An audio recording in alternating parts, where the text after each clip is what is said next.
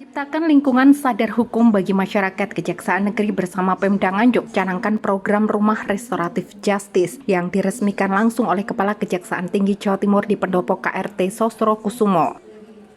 Acara tersebut turut dihadiri oleh Kajati Jawa Timur Mia Amiati, PLT Bupati Nganjuk Mahren Jumadi, Kepala Biro Hukum Sekda Jawa Timur, Ketua DPRD Nganjuk Tati Heru Cahyono, Kajari Nganjuk Nopi Tenopuroswo, Kepala Inspektorat Daerah Nganjuk Muhammad Yasin, Ketua STKIP PGRI Nganjuk, jajaran Forkopimda, Kepala OPD Sekabupaten Nganjuk, Camat beserta Kepala Desa Sekabupaten Nganjuk beserta tamu undangan yang hadir. Sebanyak 42 rumah RC di Nganjuk diresmikan. Salah satunya berada di STKIP PGRI Nganjuk yang diresmikan langsung oleh Kajati Jawa Timur Mia Amiati dengan ditandai pemukulan gong.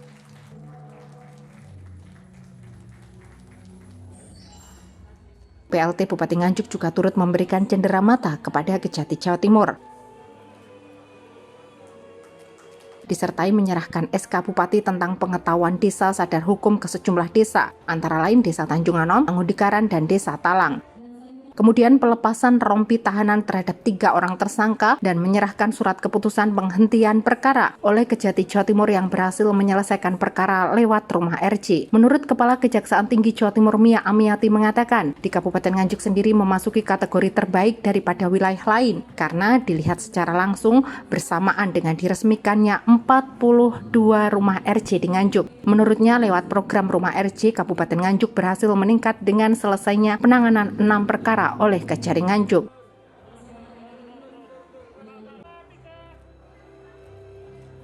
Merupakan baru pertama kali Jawa Timur yang sekaligus dalam satu hari 42 yang saya resmikan. Jadi di tempat lain ada 34 di kabupaten yang lain, tapi ini baru kali ini yang 42 satu kali peresmian. Jadi alhamdulillah sudah semakin meningkat dan penanganan perkara yang diajukan penghentian penuntutan dengan penerapan RJ oleh Pak Kajari sudah ada 6 sampai dengan hari ini. Sedangkan untuk di wilayah hukum Kejaksaan Tinggi Jawa Timur, jumlah total dari rumah RJ ada 253 rumah RJ dan perkara yang sudah dihentikan dengan penetapan RJ adalah 123 perkara. Jadi tentu kami tadi sudah sampaikan ada syarat-syarat mutlak yang harus dipenuhi. Yang pertama adalah tersangka bukan residivis, yang kedua ancaman pidananya tidak lebih dari 5 tahun, yang ketiga korban bersedia untuk memaafkan dan juga harus disaksikan oleh tokoh agama, tokoh masyarakat, tokoh setempat. Jadi artinya tidak mudah dengan begitu saja dan kami juga berharap ada efek jera dari pelaku tindak pidananya.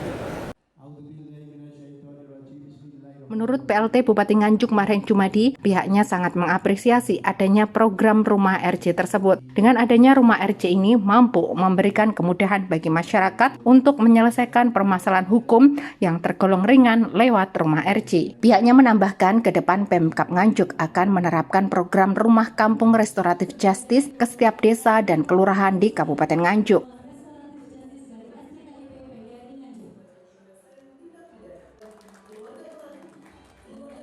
Ya, terima kasih. Assalamualaikum warahmatullahi wabarakatuh. Alhamdulillah